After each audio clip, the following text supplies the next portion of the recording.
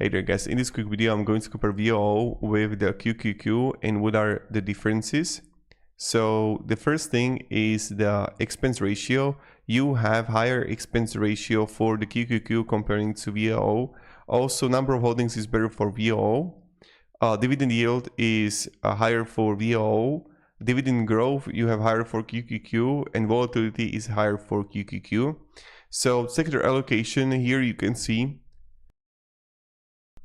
that the tech for QQQ is 50% plus, comparing to VOO you have only 30%, healthcare 13%, financials 12%.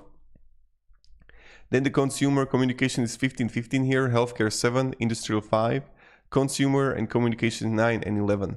So here for QQQ you have higher tech allocation. Now for the top 10 holdings you have Microsoft, like you have similar holdings, but here you just have more tech for QQQ.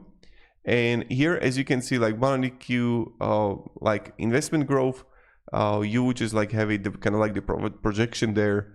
You will have it like much higher for QQQ, even comparing to like to the past. So that's pretty much it. Thank you very much for watching and have a great day and goodbye.